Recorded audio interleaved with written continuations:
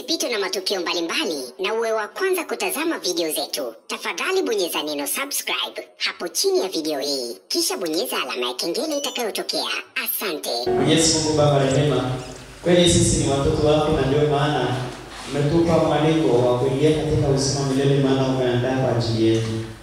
Tunaomba tusaidie, utuwezeshe sisi watoto wako ambao umetukusanya katika nyumba yako hii ambayo umeitenga kwa ajili ya kusema nasi na sisi kusema nawe. Tunakusihi katika ibada hii ya Mungu ukapate kumhudumia kila mmoja wetu kadri ulivyokusudia, ili sisi sote tukatambue kwamba uzima wa milele uko kwa ajili yetu. Hivyo tuyaishi yale ambayo wewe unayataka, na baada ya maisha haya Mungu ukatupe nafasi basi ya kuona uzima wa milele. Roho Mtakatifu tunakualika utufundishe maneno yako haya, nasi tuko tayari kukusikia wewe. Amen.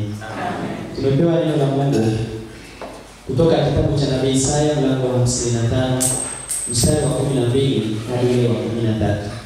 Natangulia kusoma katika jina la Kristo Yesu Bwana wetu. Amen. Maana mtatoka kwa furaha, mtaongozwa kwa amani.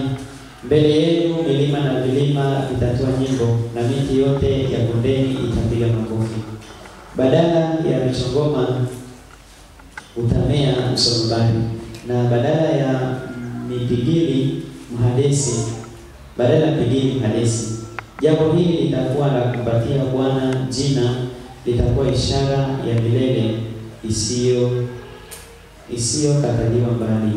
Amen. Wapendwa wa usharika huu wa msitu wa Tembo pia tumekutana hapa kwa ajili ya kumwabudu Mungu wetu, lakini tukikumbushana mambo machache na kutambua kwamba uzima wa milele umewekwa kwa ajili yetu. Na uzima huu wa milele si kwa ajili ya watu fulani. Maana hapo wengine ambao wanajikatia tamaa ya maisha nasema hapana, uzima wa milele ni kwa ajili ya watu fulani au ukoo fulani, na huko nimesikia kuna ukoo wa Mfuru au Makundi ama Mari. Ni kwa ajili yetu sisi sote. Uzima huu umeandaliwa kwa ajili yetu. Na masomo tuliopewa siku ya leo yanatupeleka kwenye tafakari hii ambayo inasema uzima wa milele umeandaliwa kwa ajili yako. Na dhahiri kutambua kwamba Mungu anapomtuma Kristo ulimwenguni ni kwa ajili ya kutukomboa sisi wenye dhambi. Na hatamani kutuona sisi tukibaki kwenye dhambi zetu tu, bali anatamani tukirudi kwake kwa njia ya toba na kuyaacha yale ambayo hayampendezi yeye, ili baada ya maisha haya akaweze kutupa kuona uzima ule wa milele. Jumapili iliyopita tulikumbushwa habari ya hukumu ya mwisho, na tukaambiwa kwamba kila mwanadamu lazima ataonja mauti, na hakuna ambaye anaweza kukwepa hili. Ni jambo ambalo tunapaswa kulitambua kwamba hapa ulimwenguni mimi na wewe hatutakaa milele, tuko kwa kitambo tu. Kwa ule umri ambao uko nao tunapaswa kumshukuru Mungu, maana wako wengine ambao wanatamani kufika pale ambapo umefika, lakini maisha yao malaika yule anawaita mapema asubuhi kabisa. Lakini kuishi maisha ambayo anasema maisha ambayo yanakuwa na speed governor, tukijua kwamba kuna leo na kesho. Waweza kusali hapa leo ikawa ndio Jumapili yako ya mwisho kuingia kwenye mlango huu wa jengo hili la kanisa. Waweza kutoka hapa hatumbeo ukapata na shida kule na nini, ukapita huko kwa bahati nzuri bahati mbaya ukapigwa na toyo, ukavunjika miguu miwili, kadi utakuingizwa KCMC. Mmoja anasema huyu ni toyo, miguu ikata. Wewe wapenda watu wa Mungu, ni sehemu ambayo mimi na wewe tunaweza kujitafakari sana kwamba je, maisha tunayoishi yanampa Mungu nafasi? Tunapotazama somo hili la Zaburi ambayo imepewa kichwa kinachosema shukrani kwa Mungu.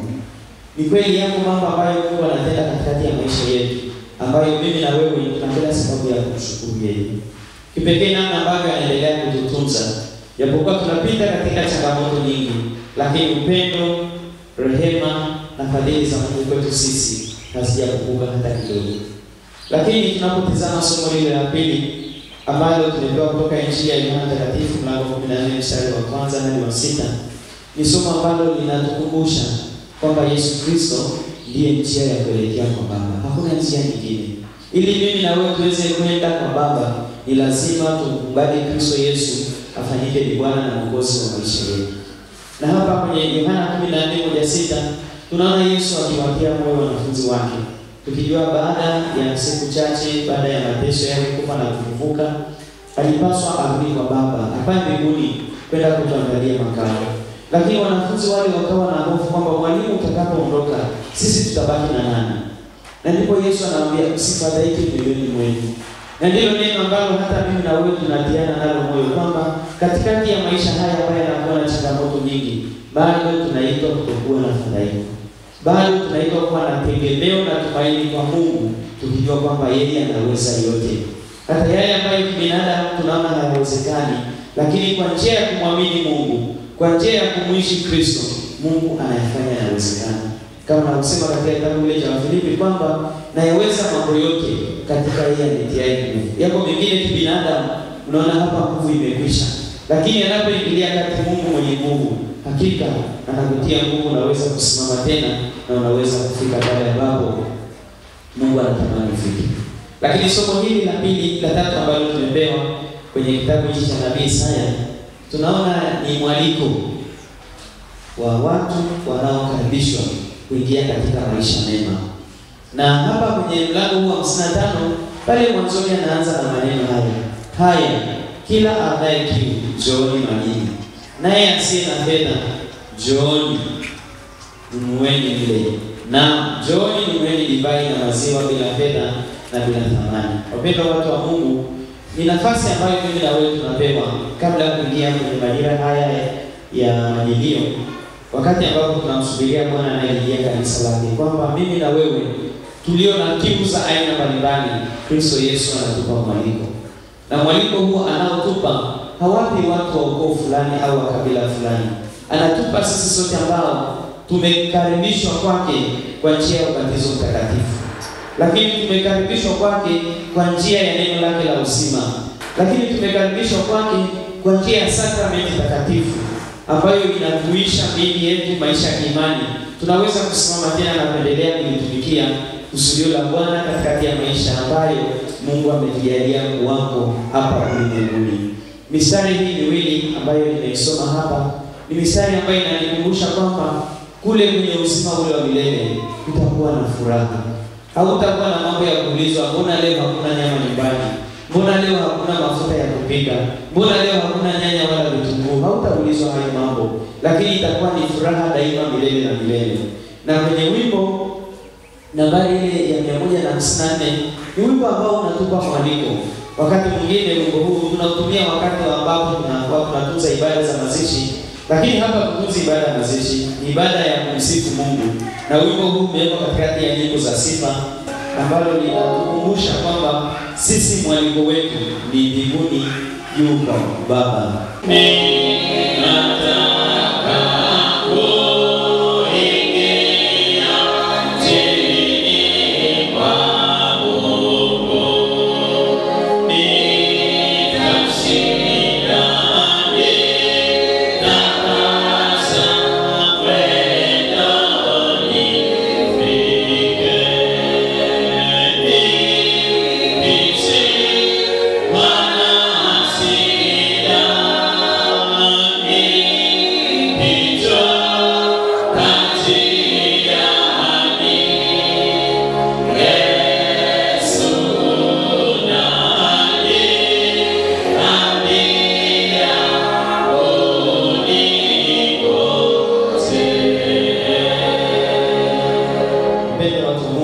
Mwaliko huu, wito huu ni wetu sisi sote.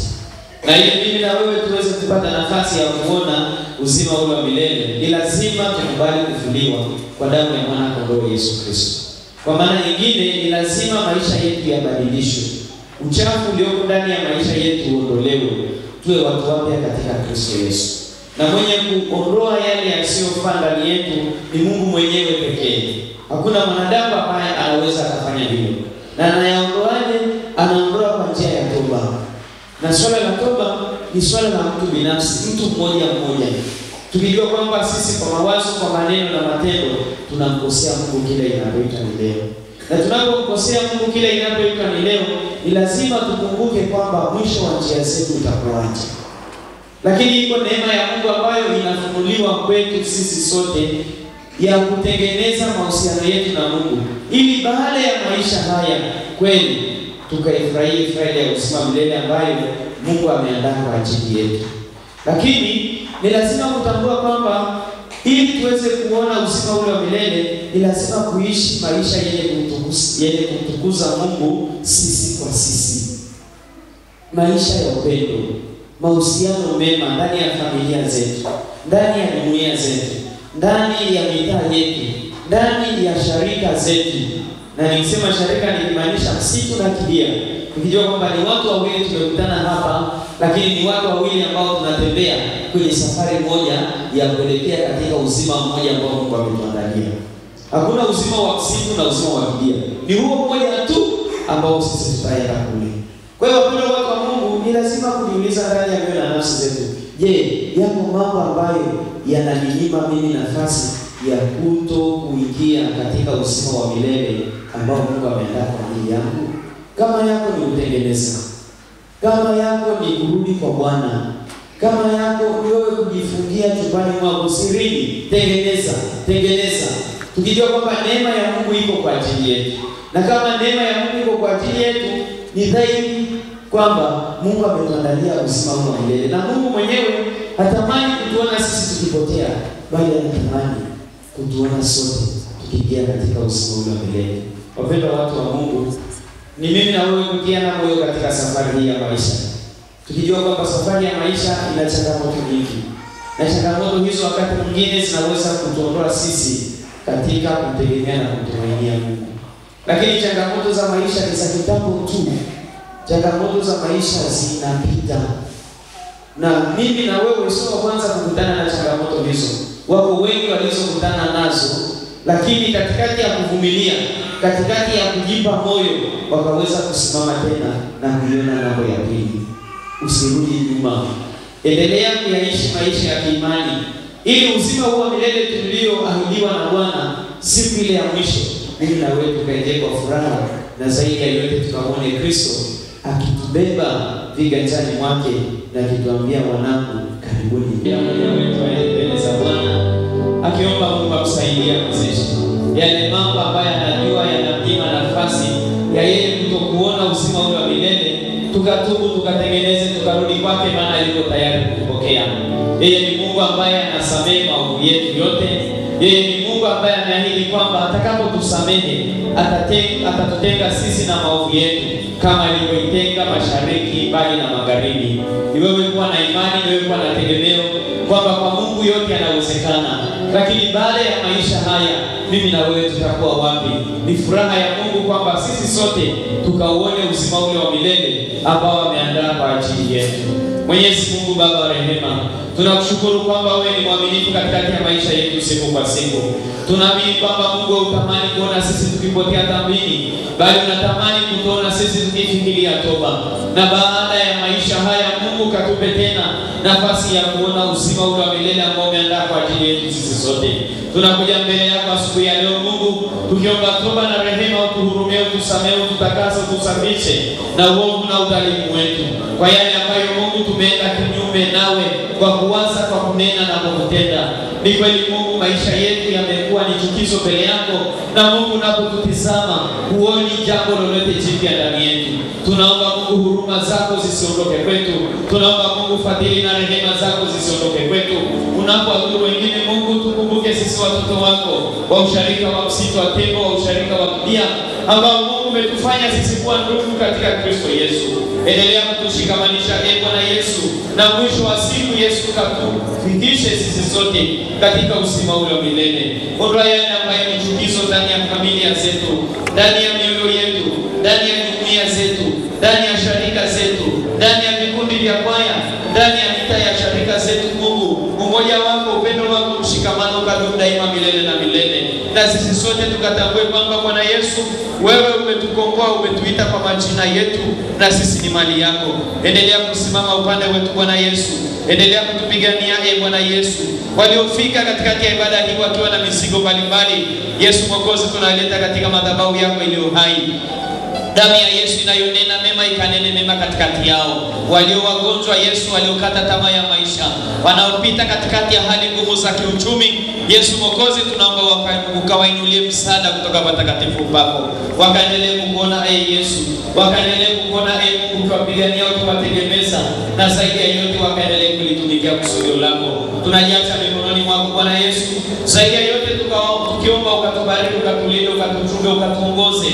Tukaendelee kukuona Yesu ukituinua, tukaendelee kukuona Yesu ukitubariki, tukaendelee kukuona Yesu ukiwaponya wale wagonjwa, tukikuona Yesu ukitupa amani nafsini na mioyoni mwetu, tukaendelee kulitumikia kusudio lako.